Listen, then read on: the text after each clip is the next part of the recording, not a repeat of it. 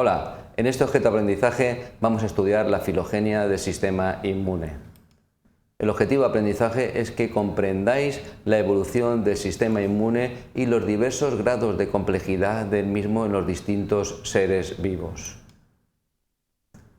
¿Qué seres vivos necesitan protegerse de la colonización microbiana o de la agresión de microorganismos o de parásitos? Todos. Incluso los seres vivos microscópicos, los unicelulares, necesitan también, cuando compiten por el nicho ecológico, secretar sustancias que van a tener acción bactericida o antimicrobiana para de esta forma no competir con los mismos o competir en mejores condiciones. En este sentido, pues las bacterias son capaces de liberar antibióticos que van a inhibir la proliferación de otras bacterias. Las plantas también son capaces de reconocer la presencia de microorganismos cuando han penetrado en su interior, y las mismas son capaces de, además de reconocerlos, de liberar sustancias con acción bactericida, como pueden ser las defensinas, que son péptidos catiónicos que van a desestructurar la membrana plasmática de los microorganismos. Eso sí, aunque todos los seres vivos son capaces de protegerse de la colonización microbiana, el sistema inmunitario solamente lo vamos a encontrar en los animales. Un sistema inmune, propiamente dicho, solo lo tienen los animales. Y en los animales también vamos a encontrar diversos grados de complejidad a medida que vayamos escalando en el grado evolutivo, o lo que es lo mismo en la complejidad de los seres vivos. De forma que los receptores que son capaces de reconocer a los microorganismos los vamos a agrupar en tres familias estructurales. Por un lado tenemos los receptores que tienen dominios de lectina, los receptores que tienen dominios repetidos que son ricos en leucina, o los dominios que tienen el componente estructural principal, que es tipo inmunoglobulina.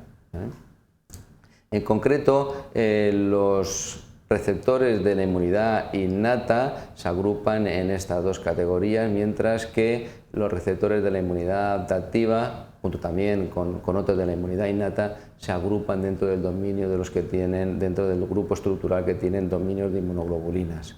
Si nos fijamos en la complejidad de los animales, solo los animales vertebrados, en concreto se denominan los cordados, solo los cordados tienen inmunidad adaptativa. El resto de los animales tienen un sistema inmunitario rudimentario o no tan complejo y solo tienen inmunidad innata.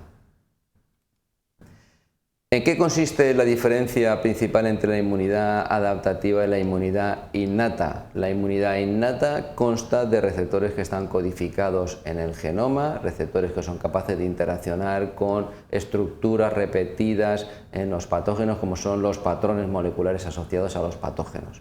Luego un número limitado de genes que reconoce un número limitado de estructuras que están en la superficie de los microorganismos, y dentro de los cuales encontramos como un ejemplo principal los Toll-like receptors, los Rig-like receptors o los Node-like receptors. Por un lado tenemos receptores asociados a las membranas, los TLRs, receptores asociados al interior de la célula del citosol, como los RLRs o los NLRs.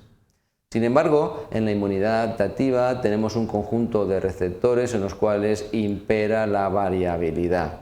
Es necesario reordenar genes para, con un número limitado de genes, ser capaces de producir un número casi ilimitado de proteínas.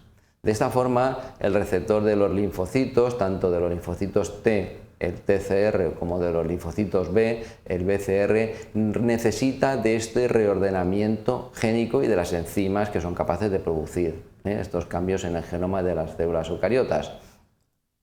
Inmunidad adaptativa solo lo tienen entonces los vertebrados.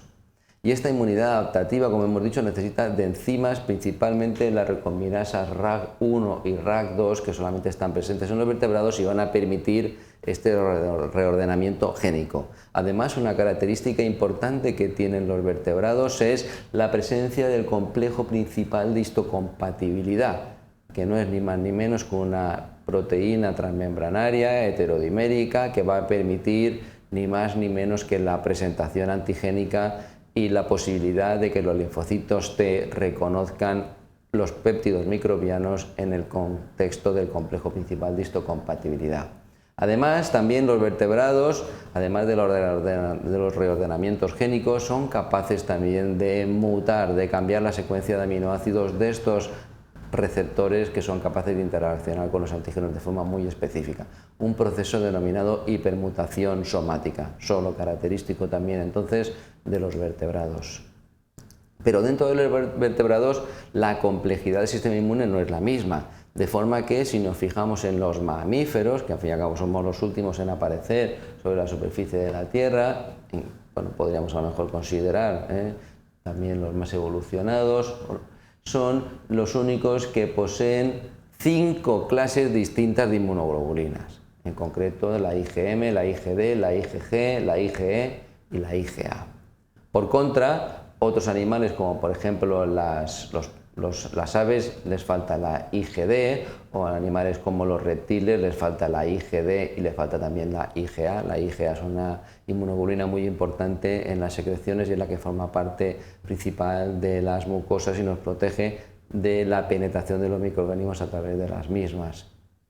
Y por ejemplo los peces óseos, pues incluso también les falta en concreto la IgG, ¿vale? Luego la complejidad dentro de los vertebrados también es distinta. Los peces cartilaginosos, que no llegan a ser teleósteos, peces vertebrados de verdad, ya tienen también un bosquejo de inmunidad adaptativa. En conclusión, todos los seres vivos van a intentar protegerse de la colonización de los invasores, tanto las plantas como los seres unicelulares. Eso sí, solo los animales tienen sistema inmunitario propiamente dicho y en este sentido los invertebrados solo tienen inmunidad innata, mientras que los vertebrados o los cordados tienen la capacidad de reordenar los genes, lo que va a conferirle la posibilidad de generar receptores específicos de la inmunidad adaptativa. Esto es todo.